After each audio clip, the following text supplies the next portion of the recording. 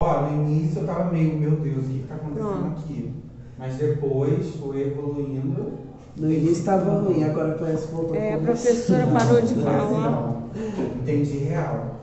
Tem coisa que, igual, tem coisa que até eu fico meio perdido, porque eu também não entendo. Tem palavras aqui que eu tava. Eu fui talvez conectando com a professora também falando aqui, com o que o Gustavo foi falando. A gente vai construindo junto, né? Vai construindo Por junto. isso, gente, é que depois da apresentação, vocês têm a experiência de fazer a leitura sozinho, conversar com o colega, fazer o fichamento, preparar tudo isso. E depois a própria experiência de dar aula é uma experiência formativa, né? Sim. Então, eu espero que vocês também tenham saído dessa aula com uma compreensão mais madura do texto, né, do que vocês tinham antes do seminário.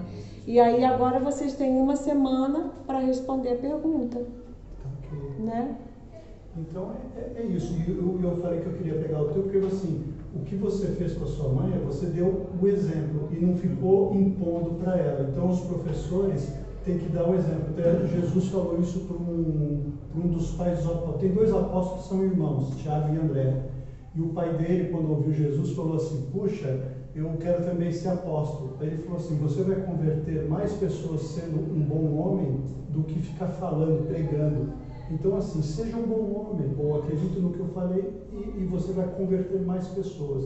Então, nós como professores, em vez de ficar falando sobre homofobia, a gente tem que dar aulas onde o tema homofobia esteja dentro. E aí o aluno vem a perguntar para o seu professor: mas o Foucault era gay? Era. E nem por isso ele era e ele fez grandes coisas. Aí ele vai se questionar assim: puxa, que ridículo que eu sou, né? Eu julguei uma pessoa mal e o cara é um grande filósofo.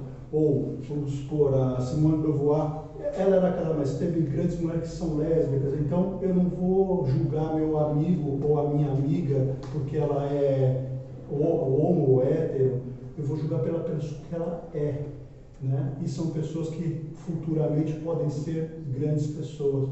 E isso que Não, é interessante essa coisa da pedagogia, né? Porque pedagogia, toda ação pedagógica planejada, ela é bem complicada mesmo, porque a maior parte das coisas que a gente aprende por imitação, pensa só, né?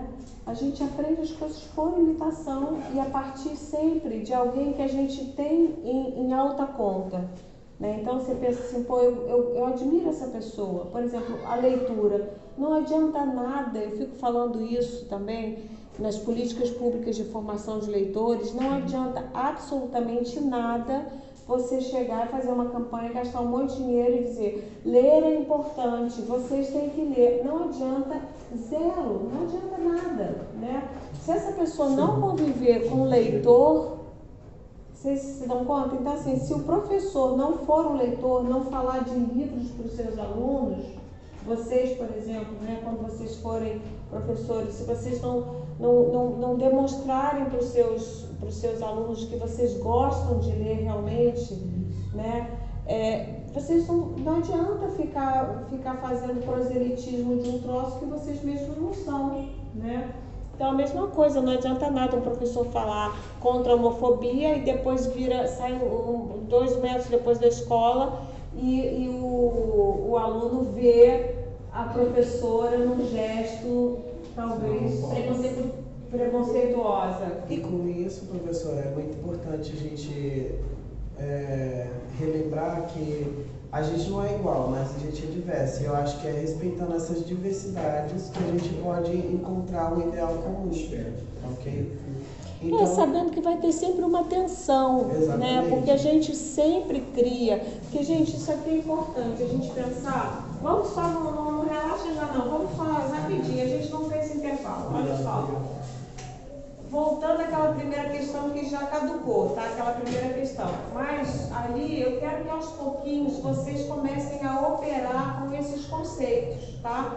Conceito de alteridade, conceito de etnocentrismo, relativismo cultural, né? E o próprio conceito de cultura e identidade cultural. Quando a gente se coloca no nós, a gente está construindo a nossa identidade cultural. que é importantíssima. Então, na construção, é inerente, não tem como, né? E a gente vai mudando essa identidade, assim, aos pouquinhos também, né? Exatamente. Então, assim, quando eu me tornei, por exemplo, professora universitária, eu me lembro que eu comprei uma pasta para mim, assim, achava que a professora universitária tinha que ter uma pasta, assim, grande para botar as coisas no laptop, sabe? Depois eu nunca mais usei a pasta, mas eu achava assim, que, não, agora, sei lá, achava que alguma coisa fisicamente tinha que mudar, né? E você vai mudando isso, você vai mudando seus hábitos e tudo, né? Eu agora estou entrando para esse campo da psicanálise, estou me construindo aos pouquinhos essa outra identidade. E eu tenho várias identidades, né? Hoje a gente chegou aqui, né? O Cássio me viu conversando com a menina que estava grávida, aí falei da gravidez, do parto natural e tal. É outra identidade, a gente pode passear pelas identidades, mas quando eu digo nós, as mulheres que tivemos parto em casa, por exemplo, tem um nós, e eu me identifico com isso, né? Eu me identifiquei com essa moça que está grávida e que também pretende ter o parto natural em casa. Então existe uma identificação que é cultural, a gente faz um pertencimento, isso é importantíssimo. Quando a gente faz isso, tem um pouquinho de etnocentrismo. Toda construção identitária é etnocêntrica. Tem alguma dose de etnocentrismo. O problema é a dose, entendeu? Porque se você lida com essa autoridade de uma forma nada flexível, nada tolerante, aí você chega às raias do fascismo, né?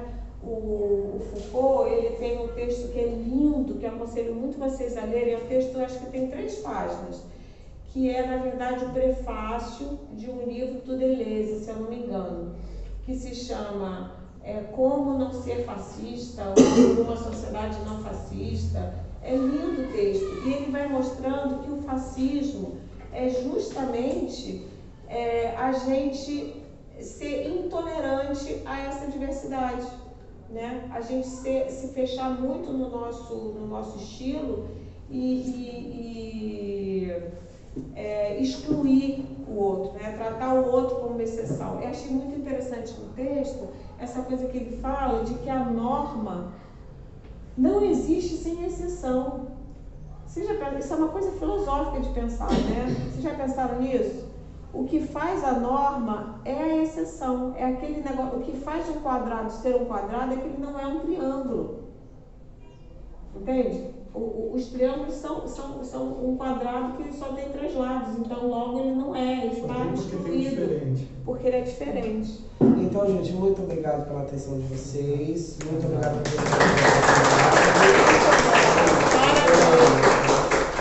Material todo muito bem preparado. A chupeta não é minha, viu? Meu Deus falou que tem adulto que chupa, é da minha filha.